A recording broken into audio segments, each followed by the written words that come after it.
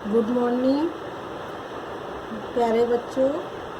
Corona virus की वजह से स्कूल न खुल पाने के कारण आप घर पर ही रहकर अपनी पढ़ाई पूर्ण रूप से जारी कर रख सकते हैं। अतः आप क्षितिज पाठ पुस्तिका के गद्य का पहला पाठ मैं पढ़ाने जा रही हूँ। इसमें बच्चों हम सबसे पहले हरिश्चंद्र जी का जीवन परिचय पढ़ेंगे।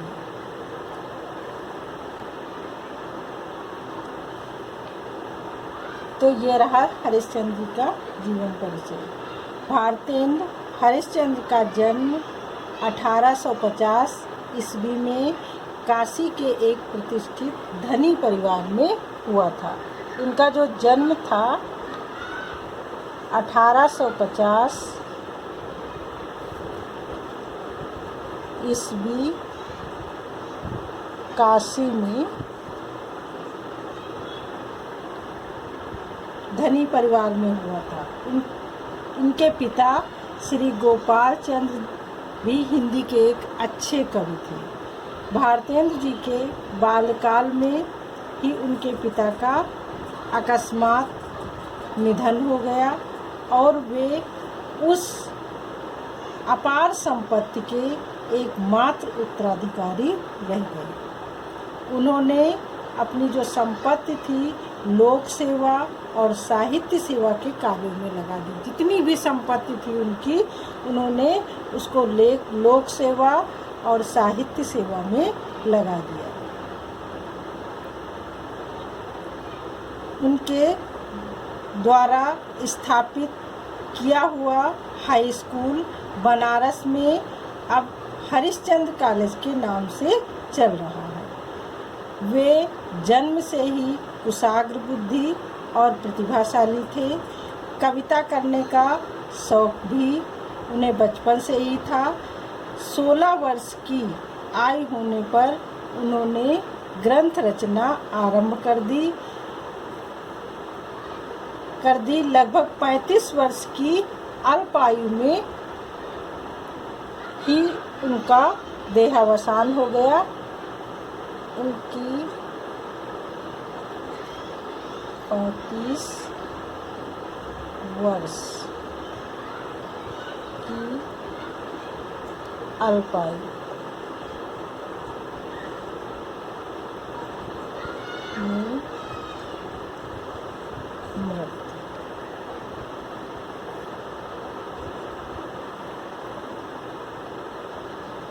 भारतेंद्र को हिंदी गद्य का प्रवर्तक माना जाता है। ये हिंदी गद्य के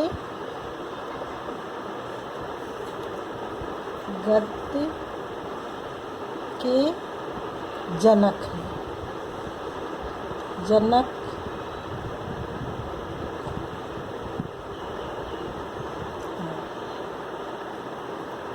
भाषा और साहित्य पर उनका स्थायी प्रभाव पड़ा। उन्होंने गद्य की भाषा को परिमार्जित कर उसे मधुर और स्वच्छ बनाया। वे सुधारवादी थे। प्राचीन और नवीन का सामंजस्य भारतेंद्र जी की सबसे बड़ी विशेषता रही है। भारतेंद्र जी की जो विशेषता है वो सबसे बड़ी, प्राचीन और नवीन का उन्होंने सामंजस्य जो बैठाया है वो इनकी सबसे बड़ी विशेषता रही है। इन्होंने संस्कृत के तद्भव शब्दों को बहुतायत में अपने गद्य में प्रयोग किया है। संस्कृत के जो तद्भव शब्द, बच्चों आप लोगों ने तद्भव और तत्सम पढ़े होंगे, तो तद्भव शब्द जो हैं उनका इन्होंने अपने गद्य में बहुत ज़्यादा प्रयोग किया है। लोकोक्तियाँ और मुहावरों के प्रयोग में उनकी भाषा और भी लालित्य आ गया है। जब इन्होंने मुहावरे और लोकोक्तियों का बीच बीच में प्रयोग किया तो इनकी भाषा जो थी बहुत ही अच्छी बन गई और बहुत ही इन्होंने अपनी भाषा को परिमार्जित और सरल रूप मुहावरों लोकोक्तियों के द्वारा दिया। मुहावरों और लोकोक्तियों का प्रयोग करके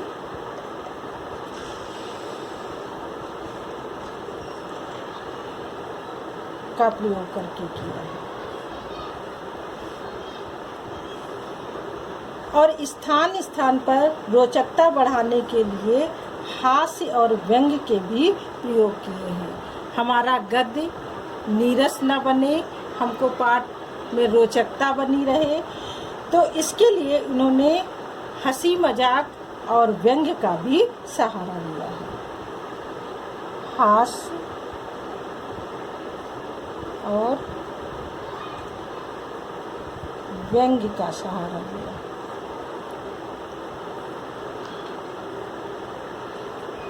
उनकी देश सेवा और साहित्य सेवा से प्रभावित हो उस युग की जनता ने उन्हें भारतेंदु की उपाधि से सुशोभित किया।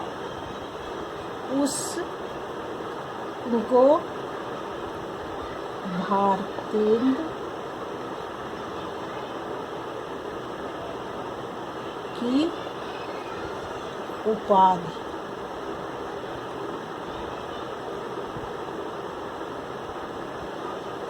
से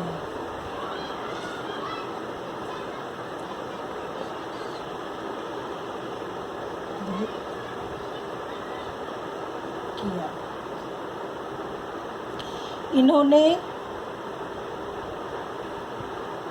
अपनी निम्न काव्य कृतियों का प्रयोग किया है।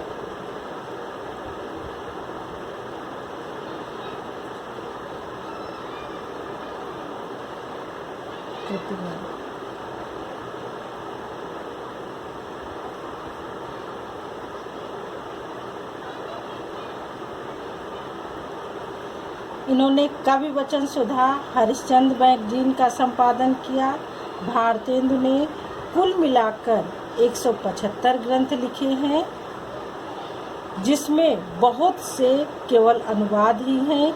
इनके द्वारा लिखे जिन नाटकों का हिंदी संसार में बड़ा आदर है, उनमें वैदिकी हिंसा, हिंसा न भवति, कर्पूर मंजर, सत्य हरिश्चंद्र, चंदावली, नाटिका, भारत दुर्दशा, अंधेर नगरी, नील देवी, मुद्रा राक्षस और बहुत प्रसिद्ध है, जिसमें से इन्होंने सत्य हरिश्चंद्र,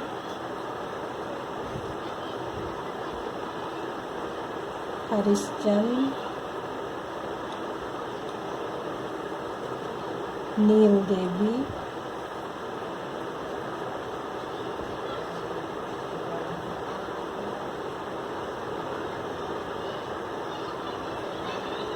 भारत दुर्दशा,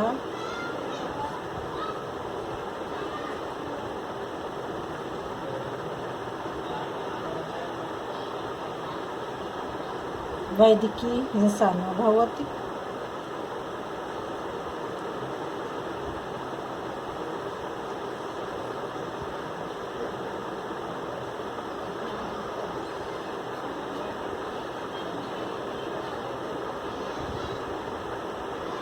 कर्पूर मंजरी,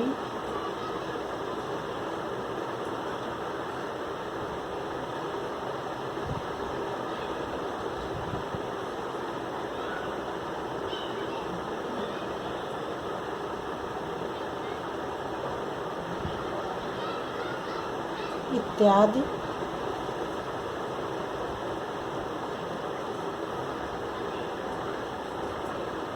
प्रसिद्ध नाटक। तो बच्चों, ये इनका भारतेंदु हरिश्चंद्र जी का जीवन परिचय, साहित्यिक रचना और काव्य कृतियाँ हैं।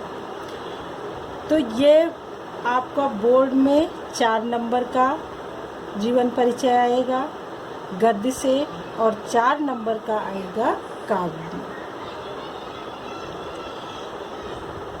तो इसको सही प्रकार से आपको लिखना है। जीवन परिचय मैंने जो बताया है, जिसमें जन्म होगी, मृत्यु होगी, इन्होंने क्या किया है वो आप साहित्यिक परिचय में लिख सकते हो।